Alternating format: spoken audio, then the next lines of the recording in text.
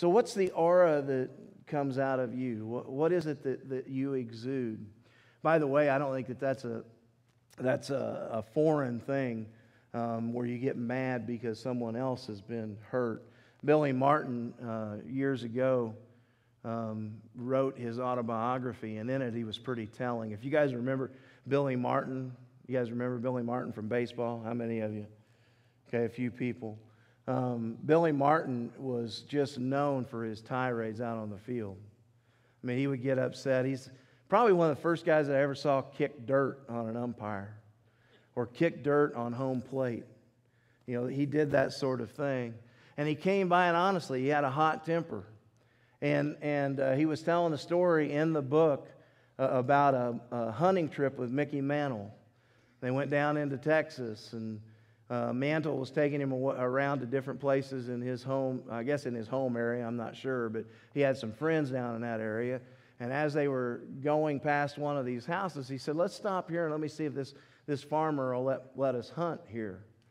And so Billy Martin pulled over, and Mantle got out. He said, you stay here, I'll go up and find out. And he went up to the house, and it was a friend of his, and he's talking to him. He says, do you mind if we hunt here? And the guy says, no, I don't mind, but I do have a favor to ask of you. I have an old mule out there, and that mule is in bad shape. And I wondered if you might shoot it for me because I can't bring myself to do that. I mean, I've had the mule for a long time, and I just wondered if you'd do that.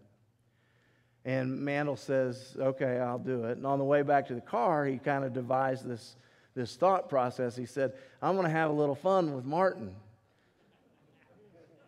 And so he got back to the car, and he got in, and he said, I'll tell you what, some people, and he goes, Billy Martin says, well, what's going on? He says, can you imagine that jerk? I've known him for so many years, and he won't let us hunt.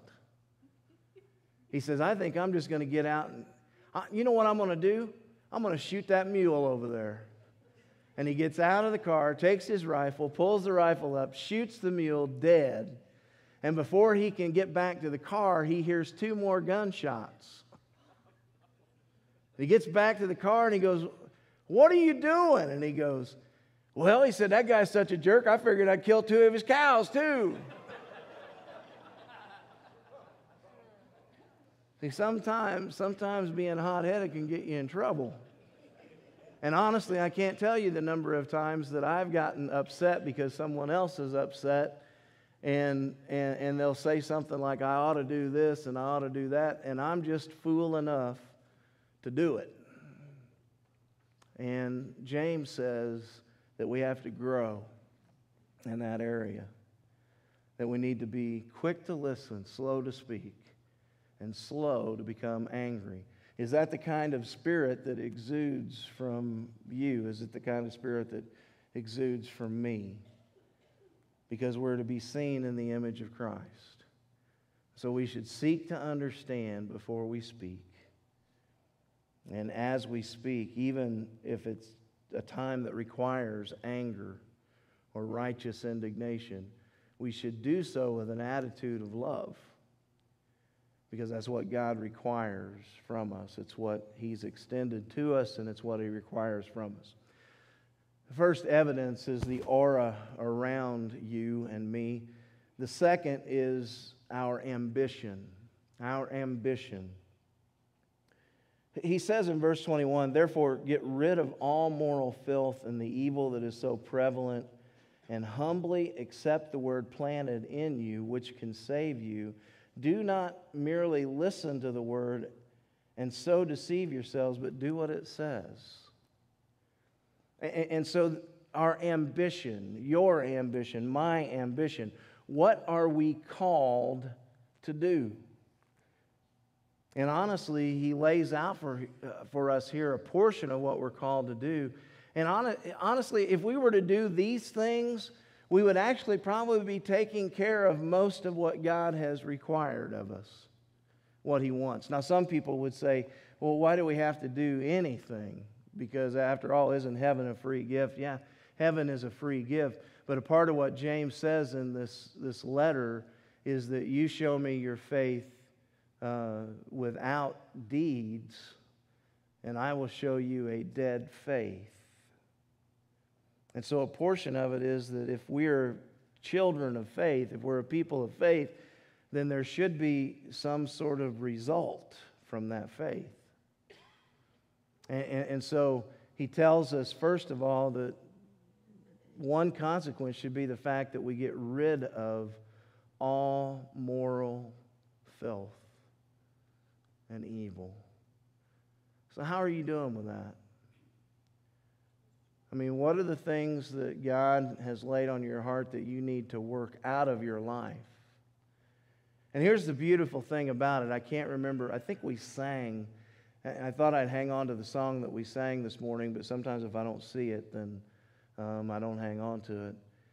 But sometimes I think we get confused, and we try to do a lot of things under our own power.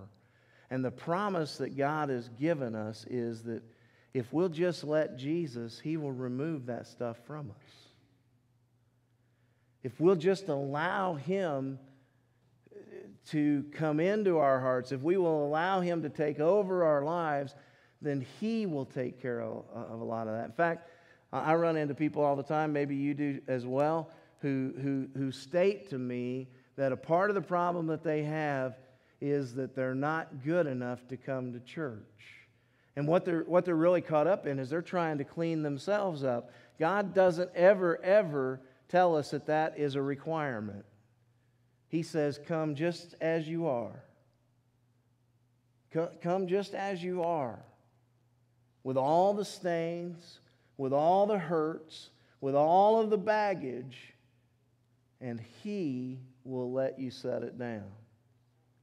You bring it to the foot of the cross, but you come just as you are. And then God will cleanse us. But sometimes we hang on, don't we? Sometimes we hang on to those things. And James says that it should be our ambition to allow God to kind of peel those things away, to prune them from us. And so James says that part of our ambition should be morally to become cleaner, morally to become better, morally to be more pure. And then he says, take hold of the word that is humbly take hold of the word that has been planted in you. And that fits right in with some of the other things that he says there, to apply it to your life.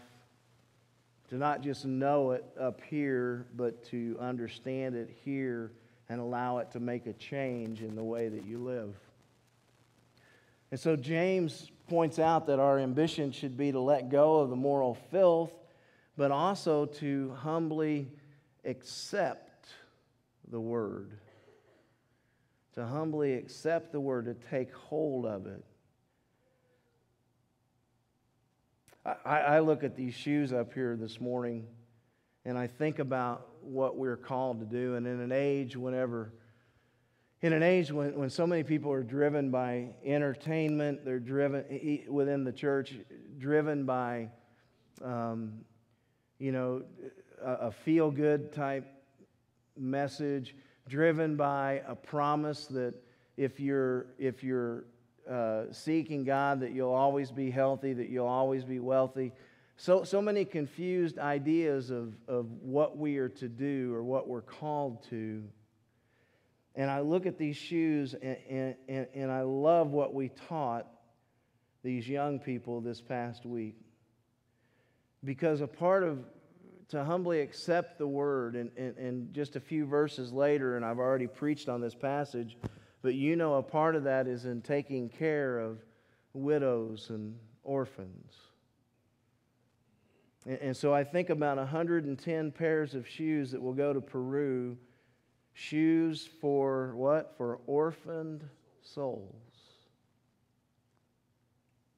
And I think about what we taught these children. And in a day and age when, again, so many youth groups are driven by what video games that they have at the church, or whether or not the church has a gymnasium. And I am thankful and grateful that we are going to teach here what the Bible tells us is important.